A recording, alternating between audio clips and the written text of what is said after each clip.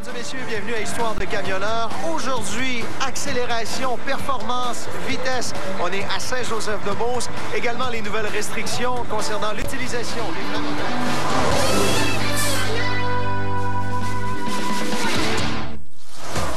Aujourd'hui, nous vous proposons une rencontre avec un amoureux des camions et un fier camionneur participant depuis maintenant 4 ans à la très courue compétition de tir et d'accélération de Saint-Joseph-de-Beauce. Son nom, Nicolas Gagnon, ou encore, si vous aimez mieux, Koga. Nous allons même le suivre dans l'une de ses courses contre Vincent Couture. Benoît, vous êtes l'organisateur de cet événement-là à Saint-Joseph. Ça a pris de l'ampleur depuis 6 ans, hein? Oui, depuis 6 ans, ça a pris beaucoup d'ampleur. Quand on a débuté ça au départ, on pensait jamais que ça allait devenir comme ça. On avait débuté l'accélération de camions pour venir en aide à du monde dans le besoin, des enfants malades, des organismes de ce genre-là. Ouais. Et depuis, c'est devenu une activité majeure. Qu'est-ce qu'on recherche quand on vient voir un week-end de course comme ça? C'est une activité qu'on ne voit pas souvent comparativement aux dragues automobiles ou des affaires comme ça. C'est plus spectaculaire voir des camions prendre des vitesses d'automobile. On voit les camions comme dans la grosse classe, la classe A, la classe Open. C'est débile de voir ça, là. On ne peut pas s'imaginer comment... Un camion qui lève du devant. Oui.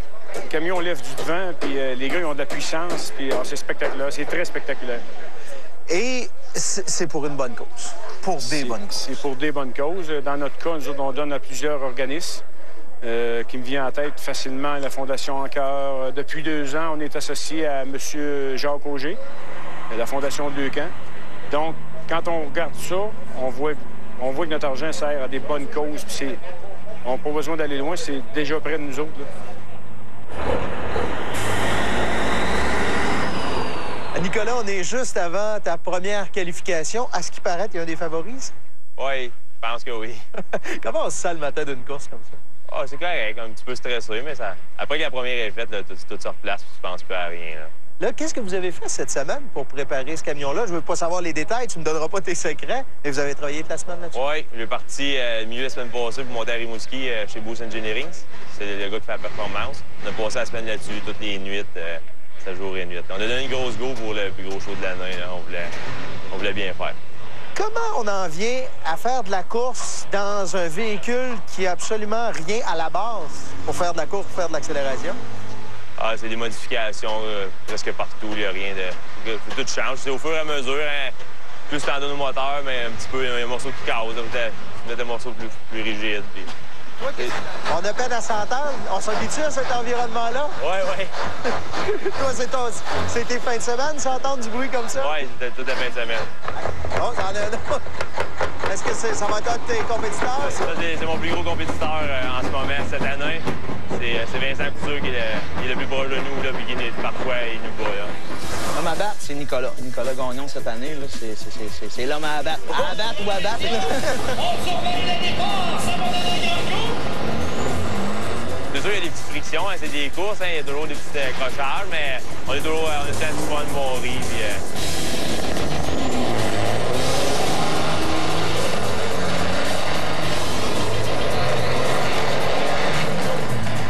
Là, tu te dis, s'il y en a un qui risque de te donner de la misère aujourd'hui... C'est Vincent Couture, oui.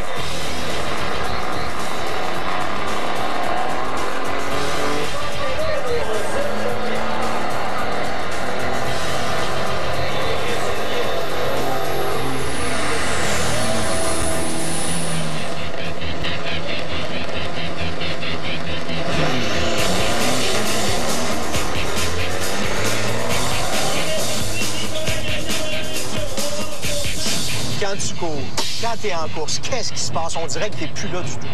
Je sais pas ce qui se passe, honnêtement.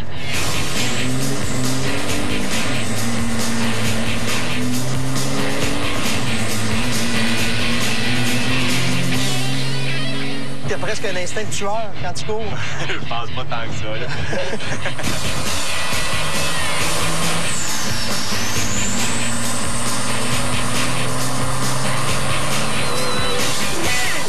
Vincent, toi, tu es ici aujourd'hui, oui, pour le fun, mais pour gagner aussi.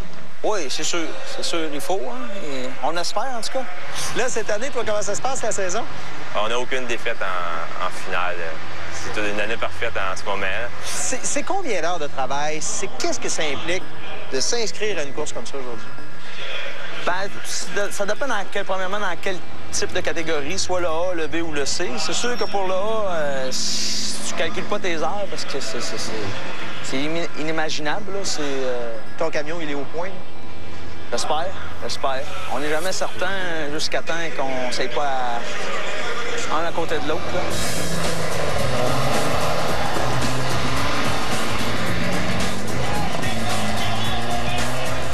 Les gars, ils ont beaucoup de puissance. Les gars, ils mettent beaucoup d'énergie dans le camion, beaucoup de temps. Les gars, ils travaillent des semaines, des fins de semaine, des nuits complètes après ça.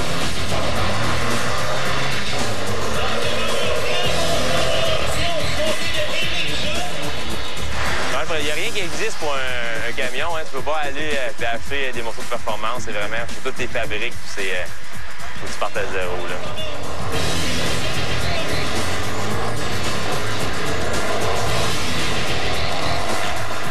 Hey, t'as des fans qui sont là pour toi? Ouais. C'est ça, c'est des gens qui s'en viennent t'encourager? Oui, c'est ça. C'est bon, ça grandit, là, c'est le fun. C'est gênant un peu des fois, mais... Pourquoi c'est gênant? Ouais, je sais pas. Faut performer dans ce temps-là quand on a des fans, hein?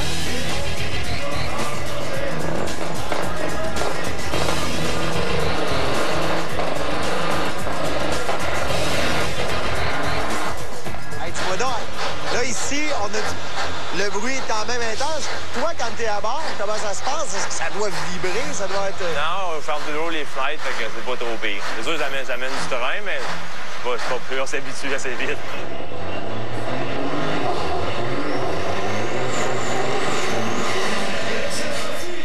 Au départ, là, ça a l'air à se tordre de tous côtés, un camion. Comment ça se passe dans la cabine?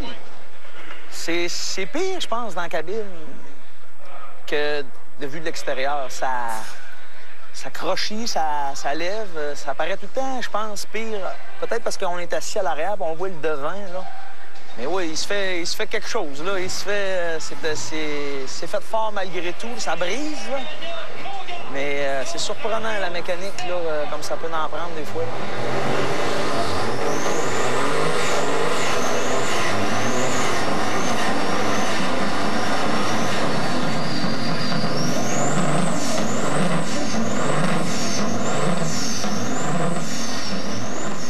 Qu'est-ce qui se passe des secondes avant que la course commence? Qu'est-ce que tu as à surveiller? Je suis dans ma bulle, puis on check les cadrans, faire sûr qu'il n'y a rien qui chauffe, puis ma blonde est vraiment bonne de me checker s'il y a quelque chose qui n'est pas correct, elle me le dit. Puis... OK, t'es à bord avec moi? Oui, toujours à bord avec moi. OK, là, on fait quoi? On monte le RPM en attendant la lumière? Oui. OK. C'est quand ils nous disent, ils nous font signe de partir des moteurs, là, on monte le RPM, puis on attend que les lumières déroulent.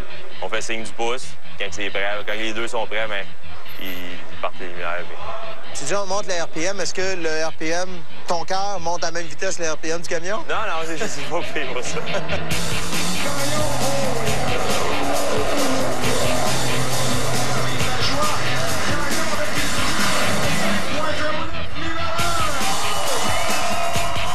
Pierre Chandel à ces gars-là, c'est vraiment des passionnés de course.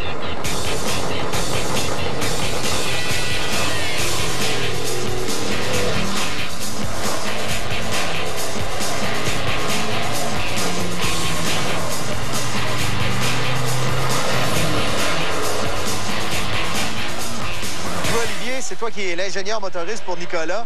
Première question, ça n'a rien à voir avec un camion qui sort de l'usine, là? Non, il y a beaucoup de modifications. Pour pouvoir avoir un camion de ce calibre-là, bien, il faut que tu partes de A, puis tu t'en ailles jusqu'à Z. Un camion d'origine, grosso modo, ça part de combien de HP, combien de force, et vous les rendrez à combien? Originalement, le moteur qui équipait ce camion-là avait 475 HP. Donc aujourd'hui, on est tout près de 3000.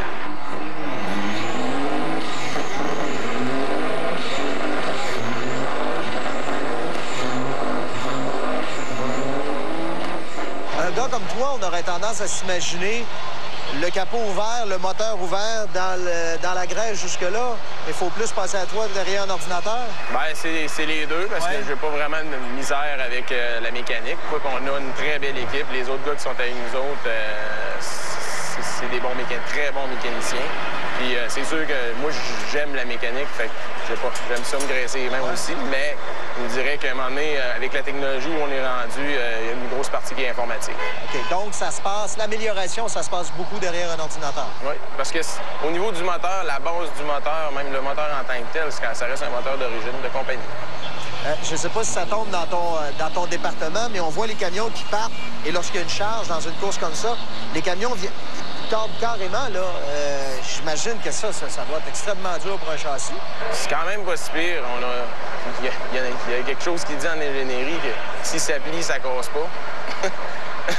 Alors, ça ça teure, c'est vrai, mais le châssis est quand même renforcé pour accepter cette puissance-là.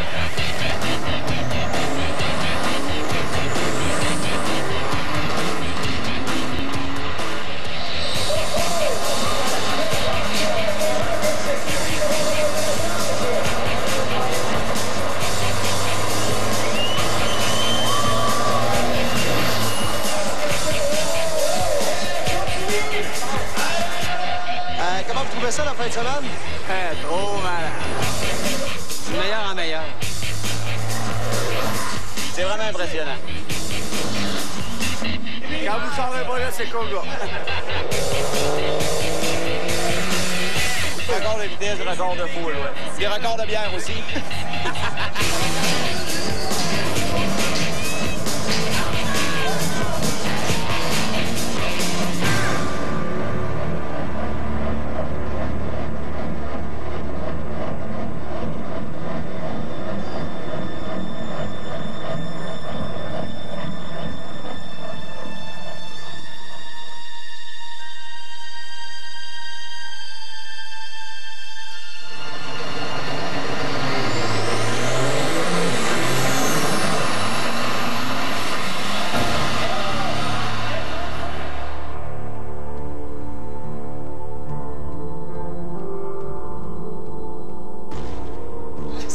Là. Ah, on a cassé des morceaux, là. Ouais. Ah, c'est normal, on est aux limites d'à peu près tout. Ça fait que charger, c'est le temps, ce qui est le plus dur, sa machine, là.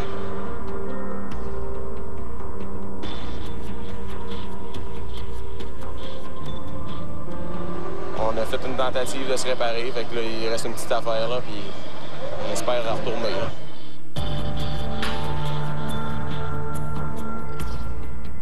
On dirait que tout le monde veut mettre la main à la porte. Même moi, j'avais le goût d'en reprendre des outils, aller vous aider. C'est comme ça que ça se passe. C'est tout le temps de même. Un petit peu plus tôt, je t'avais demandé, comme ingénieur, t'es plus derrière un ordinateur. Ben là que non. Bon, non. Connaissez-vous lui qui s'en vient? Votre champion défendant. Vous n'avez pas lancé la serviette encore à ce moment-ci, là? Tant que c'est pas fini, c'est pas fini.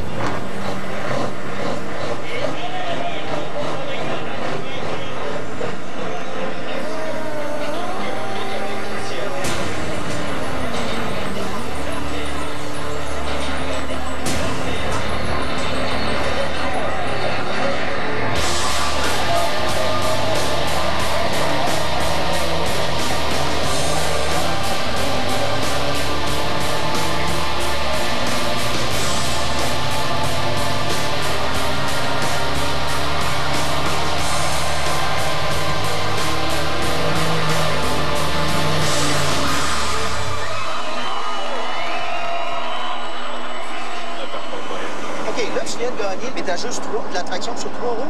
Ouais, il manque une ballonne sur une roue, puis elle n'a pas de pression à terre du tout, là, fait qu'à la fin, c'est fini, on est pas à sortir de la boîte pendant tout. Ben, es-tu fier? Il me semble que ça doit être doublement valorisant. Ouais, je suis bien fier, là, mais je suis bien content qu'il ait gagné au bout de le réparer, parce qu'il était vraiment cassé, ils ont donné une bonne go, puis ça marche. Mais je pense que t'as une équipe extraordinaire. Ah, on va pas avoir mieux, je pense. C'est l'enfer quand même. Ça court partout, puis il aime ça, puis il change les yeux parce que ça veut pas dire que ça ira pas bien de même.